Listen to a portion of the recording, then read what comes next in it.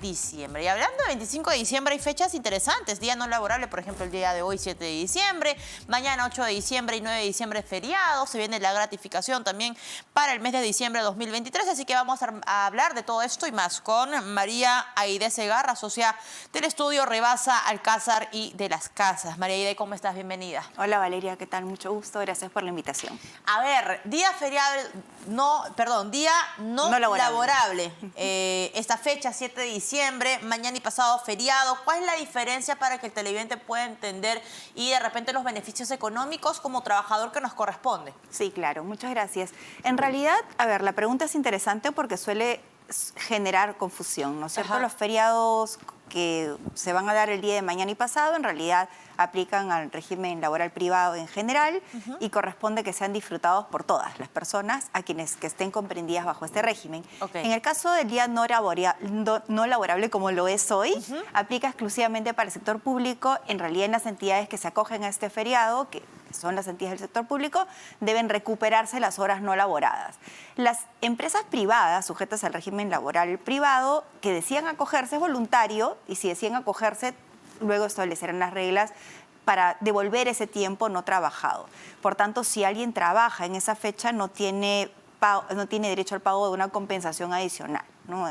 Para nada. A diferencia de lo que ocurre en un feriado como lo es el 8 y el 9 de diciembre, en donde las personas deberían descansar y si alguien trabaja va a recibir el pago de ese día que ya viene incluido en su sueldo anual, en su remuneración mensual, perdón, y va a recibir una sobretasa por el pago en ese día. Significa que su día vale el valor del día más el 100%. Por eso se dice que recibe como el equivalente a 3. Ok.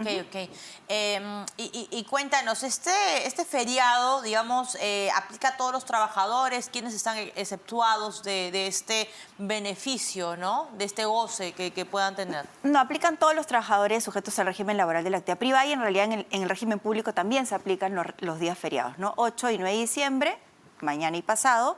Y el día de hoy sí, exclusivamente para el sector público y para los privados que hayan decidido acogerse a este feriado. Ahora, que es un día no laborable. Creo que la diferencia es día no laborable y feriado. Ajá. Y en el caso, por ejemplo, si trabajo yo el 8, 9... ejemplo, ¿no? Una profesión, los periodistas solemos trabajar y no hay feriados para nosotros. Vamos a ver, digamos, este incremento o un saldo adicional en nuestra boleta a fin de mes, a quincena. ¿Cómo se ve eso? ¿Cómo se refleja? En el mes en el que corresponde el pago del beneficio. Una imprecisión importante, ¿no? El derecho al pago de la sobretasa por el día feriado se va a dar solamente si es que no se sustituye ese día feriado por otro. Quiere decir que habrán empresas que, por ejemplo, dispongan el trabajo en día feriado de alguna persona, algún periodista, por ejemplo, pero sin embargo deciden otorgarle ese día feriado por otro en la siguiente semana. Por acuerdo fijarán una oportunidad para el disfrute. En ese caso no hay derecho al pago de la sobretasa, solamente se aplica cuando no había un descanso que reemplace el disfrute del día feriado. Ok, ¿y qué pasa con las personas, por ejemplo, María Aide, que trabajan los sábados, ¿no? O en todo caso descansan los sábados? ¿Cómo es el tema allí? O sea, ¿va a depender mucho de tu empleador? Bueno, no, lo que pasa es que en realidad en este caso, si el día de descanso semanal coincide con el feriado, en verdad es como que se neutraliza el efecto, ¿no? Okay. Igual se da el mismo tratamiento, se aplica la misma sobretasa, ¿no? Esa es, nada más. ¿Los practicantes están exceptuados de esto? ¿Las personas que trabajan, digamos, a distancia están exceptuadas de esto o ahí no hay diferencia? No, en realidad aplica para todos. No lo refirió el pago de la sobretasa porque los practicantes no son reconocidos como trabajadores, pero disfrutan del día de descanso igual. Y con respecto al trabajo remoto, en realidad la regla sobre si el día se entiende como trabajado o no aplica tanto para el trabajo presencial como para el trabajo hoy día virtual, ¿no? El remoto era una terminología que tuvimos durante la vigencia de la pandemia, hoy día se llama trabajo virtual, y en esos casos, si es que hay trabajo virtual y luego no se acuerda un descanso sustitutorio, igual corresponde reconocer este pago adicional. Ahora, diciembre es un mes caracterizado, María, por el cobro de la gratificación. ¿Cómo se calcula la gratificación? Bueno, la gratificación equivale al valor de una remuneración ordinaria y en este caso vamos a tomar como referencia el valor de la remuneración al mes de noviembre, ¿no es verdad? Ok. Y el Siempre periodo... de acuerdo a la última boleta. Exacto. Y el periodo que se utiliza como referente para el reconocimiento de este beneficio es el que va desde el 1 de julio hasta el 31 de diciembre. Y pasa algo extraño, ¿verdad? Porque el pago de la gratificación por Navidad se hace durante los primeros 15 días del mes de diciembre. Entonces diremos, bueno, no vamos a haber completado diciembre, no vamos a haber completado el semestre, ¿no? Que va del 1 de julio al 31 de diciembre, pero vamos a efectuar el pago íntegro de la gratificación. Y eso es una singularidad que tiene la gratificación de diciembre. Es como una suerte de adelanto porque todavía no sabemos si diciembre se va a trabajar en forma completa. La regla es bien simple. Yo gano tanto sextos como meses completos haya elaborado. Si yo empecé a trabajar el 15 de julio, ese mes no lo tengo. No lo tengo porque no lo elaboré en forma completa. Para tener derecho a incluir julio dentro de la gratificación, tendría que haber empezado el 1 de julio. Lo mismo es, si yo empecé pues agosto, tendría que haber empezado el 1 de agosto para llevarme ese sexto a la gratificación. ¿Qué pasa si, por ejemplo, yo dejo de trabajar en mi empresa antes del 15? O sea, antes de que me paguen mi gratificación. ¿Cómo calculo allí?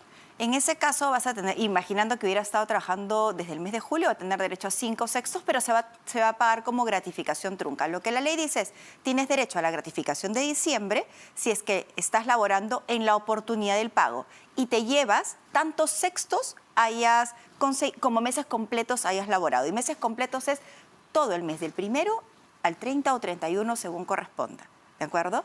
Si te fuiste antes, vas a llevarte también los meses completos nada más y eso se denomina gratificación trunca y se paga en el momento de la liquidación de beneficios sociales. La pregunta es, ¿la forma en la que uno calcula la gratificación y la CTS es la misma?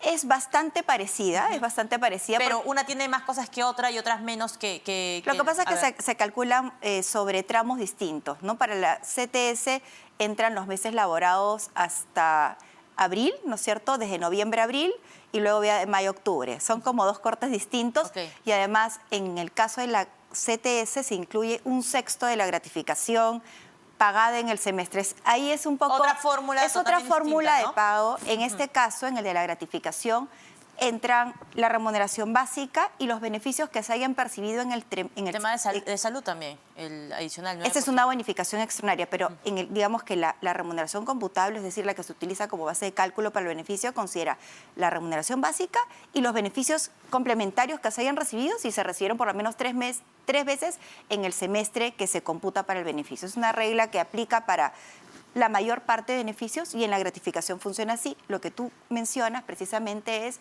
la bonificación extraordinaria, que es un beneficio que surgió hace muchos años ya y que significa que la gratificación el trabajador la recibe sin descuentos. ¿Ya? Sin descuentos, no tiene descuentos, pero además la normativa lo que dijo es lo que el empleador hubiera pagado como 9% sobre el valor de la gratificación, se la vas a dar al trabajador. Eso se llama bonificación extraordinaria y equivale al 9% o al 6.75% para los trabajadores que se han afiliado a una EPS. ¿Qué pasa, por ejemplo, María Aide, si entre julio y diciembre, ¿no? Que es para el lapso de tiempo para calcular la gratificación, yo he salido de un trabajo y he ingresado a otro? Me va a tocar una parte de la gratificación de mi ex trabajo y una partecita de mi nuevo trabajo. Correcto, es correcto. O sea, como tú vas a haber cesado, imaginamos que cesaste en septiembre, en tu liquidación de beneficios sociales te pagaron una gratificación trunca con el ex empleador y el nuevo empleador, imaginemos que estuviste a partir del 1 de septiembre, te va a pagar los sextos acumulados de ese momento, ¿no? Septiembre, octubre, noviembre y diciembre, 4 sextos en tu nuevo empleo y te van a hacer el depósito el 15, porque esta vez el 15 cae viernes, entonces va a corresponder a hacer el pago hasta ese momento. Las empresas que no lo hagan están expuestas pues a una denuncia, ¿no? A menos que el trabajador lo haga, un operativo, o eventualmente si no hicieran el pago en ese momento y lo hagan después, corresponderá reconocer los intereses que se generen desde ese momento hasta la fecha efectiva de pago. Quería hacerte otra consulta. ¿Por qué un trabajador recibe gratificación? O sea, ¿a qué se debe? ¿Cuál es la razón por la que un trabajador en planilla, ojo, son trabajadores formales, eso hay que dejarlo clarísimo, no todos reciben esto, pero ¿a raíz de qué? ¿Cómo es que se calcula la gratificación? ¿Cómo es que nace? Es interesante la pregunta. En realidad, este beneficio es creado a través de una norma. Es una norma legal la que establece la obligación de los empleadores sujetos al régimen laboral de la actividad privada, la obligación de pago de este beneficio. ¿Cuál es la explicación? Básicamente generar un bonus en fechas que, digamos, merecen una celebración, que son precisamente julio, fiestas patrias y Navidad. El origen es normativo. Y básicamente están orientadas a inyectar dinero a la economía a través de, claro, de quienes tienen empleo formal. Son fechas importantes, Navidad son fechas importantes, y fiestas patrias. Sí, Navidad, fiestas patrias. Y de hecho, estas normas son ya bastante antiguas, ¿verdad?